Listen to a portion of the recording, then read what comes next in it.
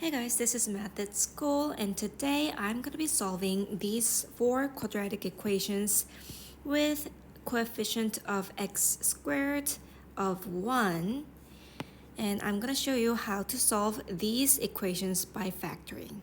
So these are going to be fairly easy questions, but if you want to know how to solve these, then stay tuned because I'm going to get started solving them right now. So I have x squared plus 3x minus 28 equals 0.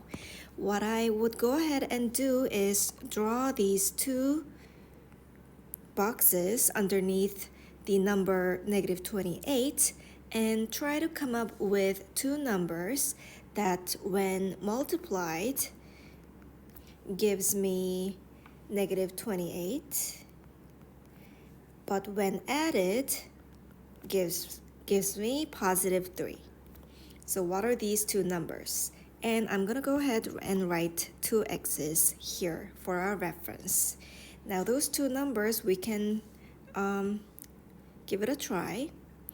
And these two numbers should multiply to give me negative 28. So those two numbers should be factors of 28. So why don't I try 2 and 14? Well, if I multiply them together, I get 28, but when I add them together, I get 16, so that's not gonna work. So let's have them erased. How about 4 and 7?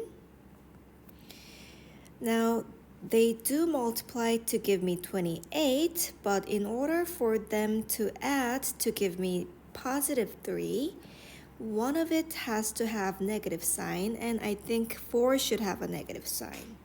All right, so negative 4 times positive 7 does give me negative 28, and negative 4 plus positive 7 does give me positive 3, so those are going to be our numbers for those two boxes, negative 4 and 7. So what I do is I make another box here and here, and write x minus 4 and make a parenthesis, and here I write x plus 7 and make a parenthesis around it and set it equal to 0. Now all I'm saying here is that if I subtract 4 from x and add 7 from x, multiply them together, then the result will equal 0. Now I could extract these two binomials from these two boxes, as you can see. X minus 4 came from this box, x plus 7 came from this box. So from this expression, what we can do is, since this whole thing is equal to 0, it's either x minus 4, this binomial is equal to 0, or x plus 7, this second binomial is equal to 0. So let's start from the first one. If x minus 4 is equal to 0, our x should equal to 4. Now that's our 1x done. So I'm going to box it.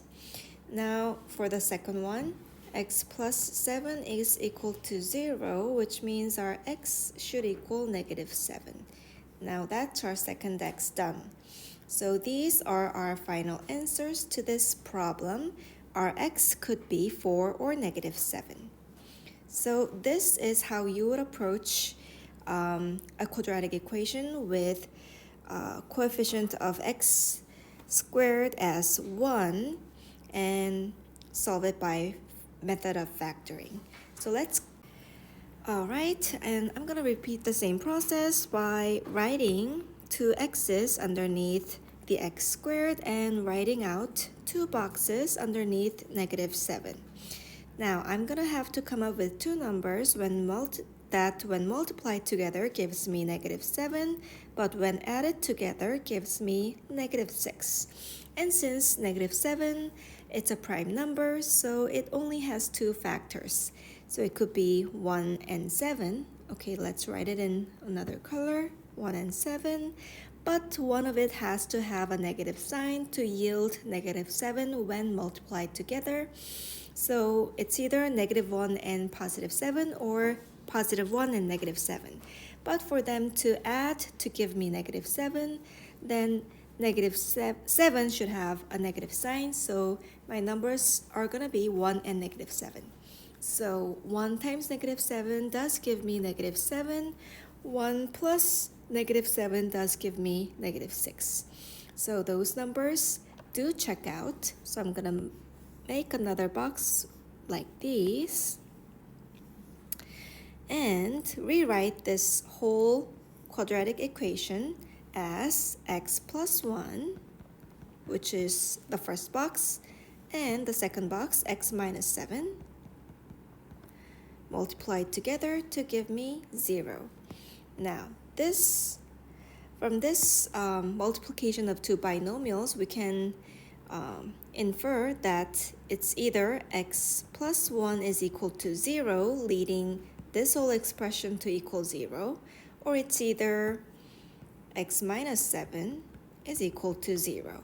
If x plus 1 is equal to 0, our x should equal to -1, and if x minus 7 is equal to 0, our x will equal +7, and those are our final answers. Our x is either -1 or 7. Okay, so let's go ahead and repeat the same process for the next problem for the practice sake. Now I have x squared, so I'm gonna go ahead and write 2 x's underneath x squared, write 2 boxes underneath -15, and try to come up with two numbers that when multiplied gives me -15, but when added will give me -2. So 1 and 15 will not work because they will not add to give me -2. How about 3 and 5? Now 3 and 5 with negative sign to one of those two numbers, because when those two numbers are multiplied together should give me -15. So one of those numbers should have a negative sign. So which one of those numbers will have a negative sign? Well, when they add together, it gives me -2. So the bigger number should have a negative sign, which means 5 should have negative sign and our 3 will stay positive. So 3 times -5 does give me -15, so it checks out. 3 plus -5 does give me -2, so that one checks out as well. So let's complete the rectangles. 2 rectangles are as follows. It's x plus 3, and the second one is x minus 5. And when those two are multiplied together, it's equal to 0. So it's either our x plus 3 is equal to 0 or x minus 5 is equal to 0. If x plus 3 is equal to 0, our x is equal to -3.